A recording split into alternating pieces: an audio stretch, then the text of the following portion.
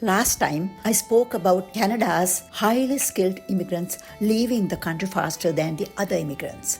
Today, I'm going to talk about the 2026 immigration changes in Canada.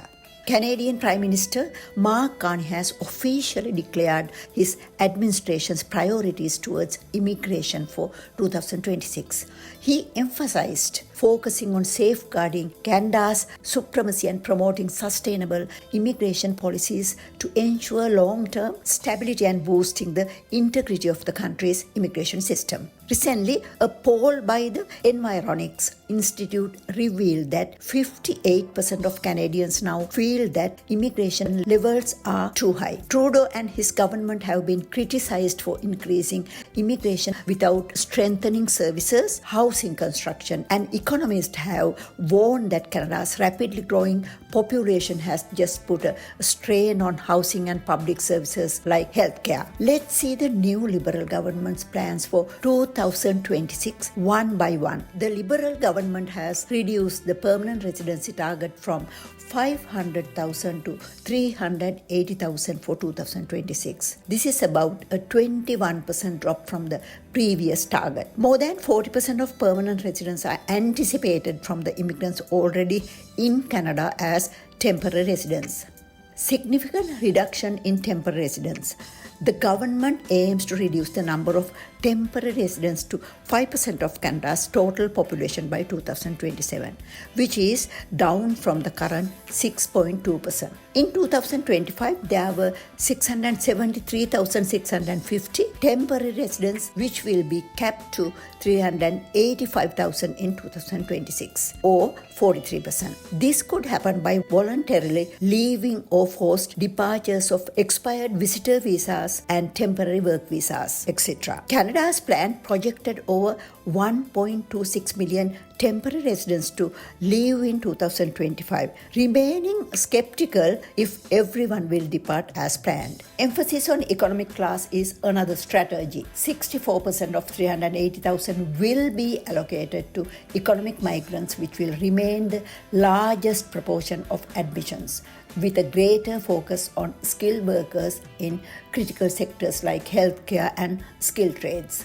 In 2025, Canada saw a significant decrease in study permit holders compared to 2024, driven by federal caps and new provincial attestation letter (PAL) requirements, leading to roughly 40% fewer new permits issued. However, this does not apply to postgraduate and doctoral students.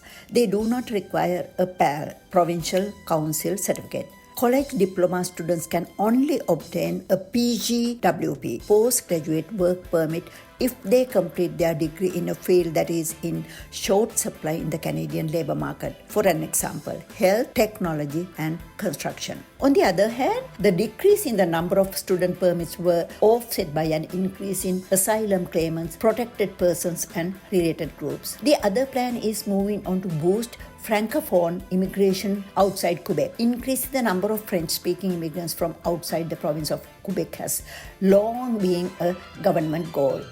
The government plans to bring in 9% of immigrants by 2026 and increase that to 10.5% by 2028. The tech-driven immigration system and legal support is another action that the Liberals are proposing. They are planning to digitalize the entire immigration process, expecting to clear the backlogs and speed up decisions. They also commit to legal aid for asylum seekers and timely removal of failed claimants. Also, stricter visa screening and border enforcement to maintain the immigration balance.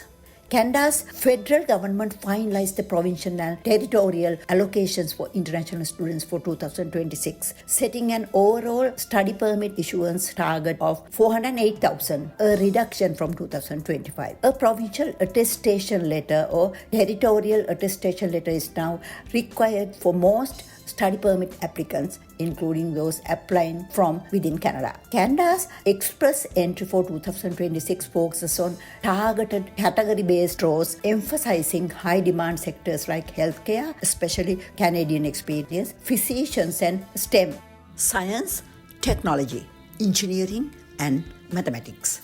trades and education, while considering new categories for senior managers, scientists, and military roles, all within a shifting immigration landscape with lower overall targets and increased focus on French language skills and retention of temporary workers. The aim behind the Liberal government tighter controls and reforms is rebalancing and stability of Canada's immigration system.